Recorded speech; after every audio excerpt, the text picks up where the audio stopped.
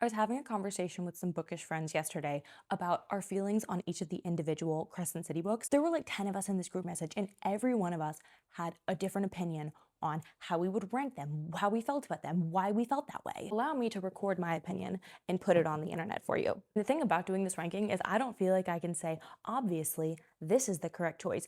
Because like I said, from this group message with like 10 of us, everyone had different opinions on their favorites. For me, I was mind blown and taken by the first one, House of Earth and Blood. This was one of the greatest reading experiences I have had from any book ever.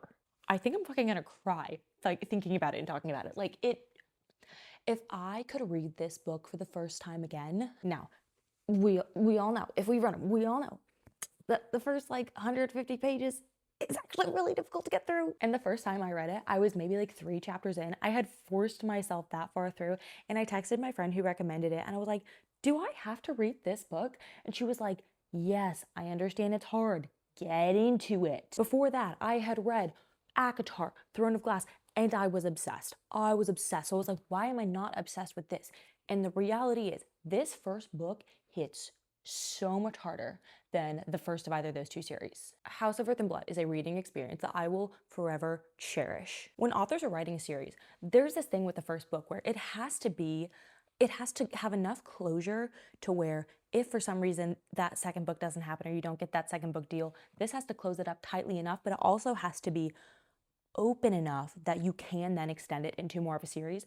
And this does that, I think, better than any first book of a series I have ever read. The full journey of this book is incredible.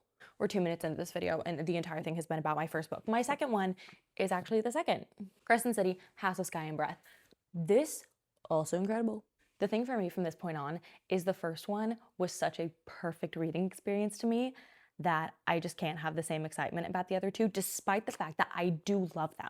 I love them. But House of Sky and Breath for me, I thought it was so cool seeing the different lore come in. If you've read the other 2 series, which I'm sorry, you gotta read the other 2 and then you gotta come to this one, seeing those overlapping themes and guessing where things are going and like questioning of mates and everything, just so well done in this one. Bryce and Hunt were not a slow burn, but there was a slow burn-esque aspect to them that I did really, really appreciate in this book. And if you know, you know. I have never experienced a better cliffhanger than this book.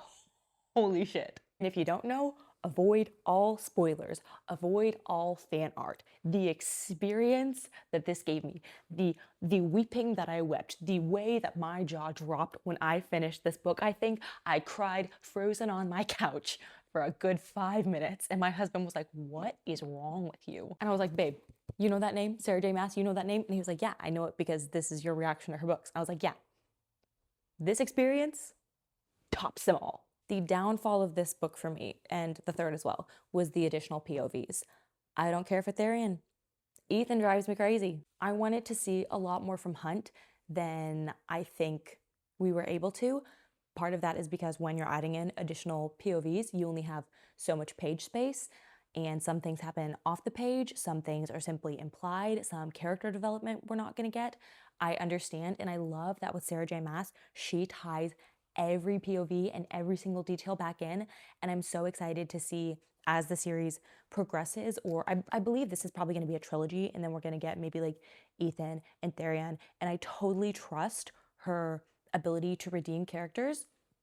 That being said, I'm excited to see how it all ties up in a nice pretty bow at the end, whatever the end looks like for the series. And then in the final slot, the third slot for the Crescent City series for me is House of Flame and Shadow. And my complaint for this one would be similar to my complaint of the first one. The additional POVs, though I am excited to see where they go, in the sense of this trilogy, I wasn't crazy about it. I also would love to see, or would have loved to see, maybe a novella with the whole, I'm gonna try to say it without spoiling it. There's a chunk in here where there's like some lore and backstories, and it's in very short spurts, and different POVs are overlapping as we're getting a lot of lore drops. I would have loved to see that as a novella. And maybe in the future we get that. I pray in the future we get that, because it is so it is so rich. There is so much to offer from that. So my CC ranking, spots 1, 2, and 3 is 1, 2, 3.